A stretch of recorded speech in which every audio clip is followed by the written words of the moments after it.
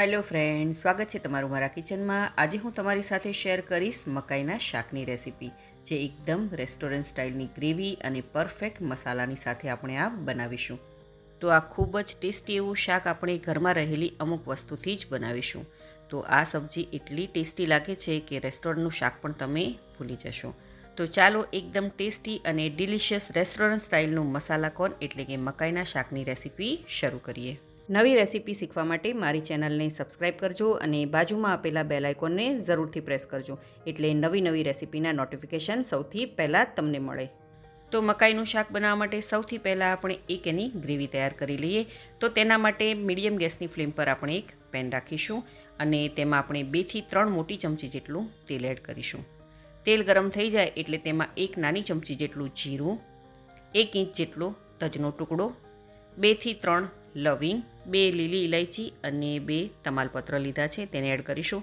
અહીં તમાલપત્રના મેં ટુકડા કરીને લીધા છે, તેથી સોતે કરવામાં આપણને એકદમ સરળતા રહે। હવે આ બધા જ મસાલાને આપણે અમુક સેકન્ડ સુધી એને સોતે કરી લઈએ।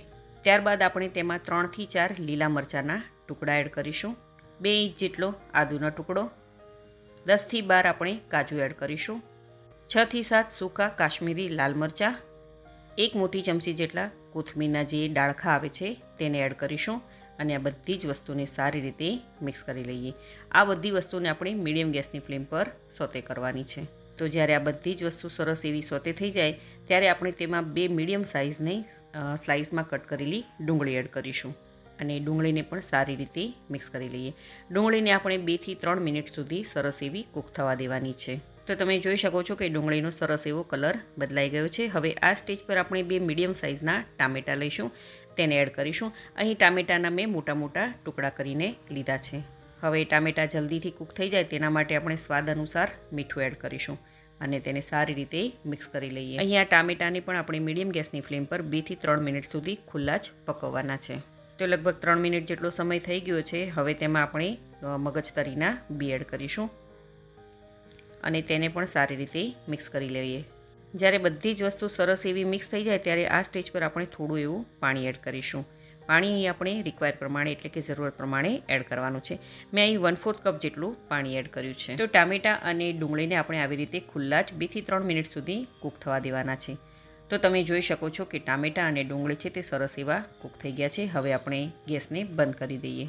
હવે આ ગ્રેવીના મિક્સરને ફટાફટ ઠંડુ થવા માટે આપણે તેને એક બાઉલમાં કાઢી લઈશું, તેથી તે જલ્દી ઠંડુ થઈ જાય અને ત્યારબાદ જ આપણે તેને મિક્સીમાં એડ કરવાનું છે। આ મિક્સરને આપણે બિલકુલ ઠંડુ થવા દેવાનું છે, ગરમ ગરમ તેને ગ્રાઇન્ડ નથી કરવાનું, તો એ વાતનું ખાસ તમારે ધ્યાન રાખવાનું। તો તમે જોઈ શકો છો કે ગ્રેવીનું મિક્સર છે તે બિલકુલ ઠંડુ થઈ ગયું છે। હવે આપણે એક મિક્સર જાર લઈશું અને તેમાં આ બધું જ મિક્સર ટ્રાન્સફર કરી લઈશું। હવે મિક્સર જારનું ઢાંકણ બંધ કરીને આપણે એક ફાઇન પેસ્ટ તૈયાર કરી લઈશું। તો તમે જોઈ શકો છો કે સરસ એવી આપણી આ પેસ્ટ બનીને રેડી થઈ ગઈ છે અને સુગંધ ખૂબ જ સરસ આવે છે। તો ચાલો ફટાફટ હવે આપણે શાક બનાવી લઈએ। તેના માટે મીડિયમ ગેસની ફ્લેમ પર આપણે કડાઈ રાખીશું અને તેમાં 1 મોટી ચમચી જેટલું બટર એડ કરીશું। બટરની સાથે આપણે 1 મોટી ચમચી જેટલું તેલ પણ એડ કરીશું, તેથી બટર છે તે બળી ન જાય। તેલ ગરમ થઈ જાય એટલે તેમાં આપણે 2 મીડિયમ સાઇઝની ઝીણી સુધારેલી ડુંગળી એડ કરીશું અને ડુંગળીને આપણે મીડિયમ ગેસની ફ્લેમ પર 2 થી 3 મિનિટ સુધી સોતે કરી લેવાની છે। અહીં તમે આ શાક ખાલી બટર અથવા તો ખાલી તેલમાં પણ બનાવી શકો છો। મેં અહીં બંને મિક્સ કર્યું છે, અથવા તો તમે આ શાક ઘીમાં પણ બનાવી શકો છો। જ્યારે ડુંગળી સરસ એવી સોતે થઈ જાય ત્યારે આપણે તેમાં 2 મોટી ચમચી જેટલી લસણની પેસ્ટ એડ કરીશું અને તેને પણ ડુંગળીની સાથે સરસ એવી સોતે કરી લઈએ, તેથી લસણનો જે કાચો ટેસ્ટ છે તે નીકળી જાય। અહીં લસણનું પ્રમાણ તમે તમારા ટેસ્ટ પ્રમાણે વધારે કે ઓછું પણ કરી શકો છો। હવે આપણે તેમાં થોડા મસાલા કરી લઈએ। અડધી નાની ચમચી હળદર પાવડર, 1 મોટી ચમચી જેટલો કાશ્મીરી લાલ મરચું પાવડર, 1 મોટી ચમચી જેટલું ધાણા જીરું પાવડર એડ કરીશું અને મસાલાને આપણે સારી રીતે મિક્સ કરી લઈએ। કાશ્મીરી લાલ મરચું નાખવાથી શાકનો કલર છે તે ખૂબ જ સરસ એવો આવે છે। મસાલા સરસ એવા મિક્સ થઈ જાય અને બળે નહીં તો તેના માટે આપણે થોડું પાણી એડ કરીશું। અહીં પાણી આપણે થોડું ગરમ લેવાનું છે। તો અહીં જુઓ કેવો સરસ એવો કલર આવ્યો છે। હવે આપણે જે પેસ્ટ બનાવીને તૈયાર કરી હતી તે બધી જ પેસ્ટ આમાં એડ કરી દઈએ। પેસ્ટને એડ કર્યા બાદ મિક્સર જારમાં થોડી એવી આ જે પેસ્ટ છે તે ચોટેલી છે તો તેમાં થોડું પાણી એડ કરી અને બધી જે ચોટેલી ગ્રેવી છે એટલે કે પેસ્ટ છે તેને કાઢી અને ફરીથી આમાં એડ કરી દઈએ અને તેને પણ સારી રીતે મિક્સ કરી લઈએ. તમે આ રેસીપી કઈ સિટી, કયું સ્ટેટ અને કઈ કન્ટ્રીમાંથી જોઈ રહ્યા છો મને કમેન્ટ કરીને જરૂરથી જણાવજો. તો તમે જોઈ શકો છો કે પેસ્ટ છે તે સરસ એવી મિક્સ થઈ ગઈ છે. હવે તેમાં આપણે અડધી નાની ચમચી જેટલો સંચળ પાવડર અને તેની સાથે આપણે 1 ચપટી જેટલો કાળા મરીનો પાવડર એડ કરીશું અને 1 ચપટી જેટલી ખાંડ એડ કરીશું અને આ બધી જ વસ્તુને સરસ એવી મિક્સ કરી લઈએ. 1 ચપટી ખાંડ નાખવાથી શાકનો કલર અને તેનો ટેસ્ટ છે તે બેલેન્સ રહે છે અને ગ્રેવીને આપણે 2 થી 3 મિનિટ સુધી કૂક કરવાની છે. તો લગભગ 2 મિનિટ જેટલો સમય થઈ ગયો છે. હવે આ સ્ટેજ પર આપણે 2 કપ જેટલી અમેરિકન મકાઈ એડ કરીશું. આ મકાઈને મેં પહેલેથી જ બોઇલ કરીને રાખી હતી અને માપથી કહું તો 500 ગ્રામ જેટલા આ મકાઈના દાણા છે.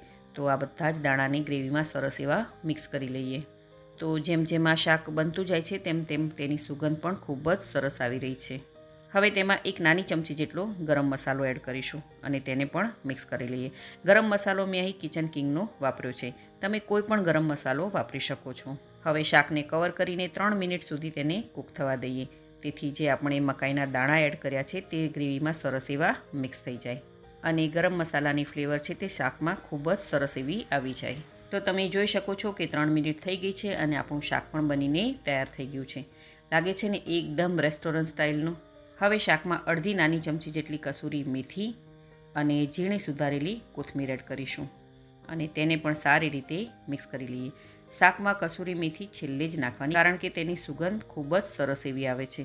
તો શાક આપણું બનીને રેડી થઈ ગયું છે. હવે શાકનો 100 ગણો ટેસ્ટ વધારે લાવવા માટે તેમાં આપણે એડ કરીશું 100 ગ્રામ જેટલું પનીર.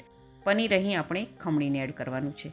અહીં તમે આ પનીરને હાથેથી મસળીને પણ એડ કરી શકો છો અને જો તમને પનીર ના ભાવતું હોય તો તમે તેને સ્કીપ પણ કરી શકો છો. તો પનીર સરસ એવું શાકમાં મિક્સ થઈ ગયું છે. તો શાક આપણું બનીને તૈયાર થઈ ગયું છે. તો ચાલો આપણે તેને ગરમા ગરમ સર્વ કરી લઈએ.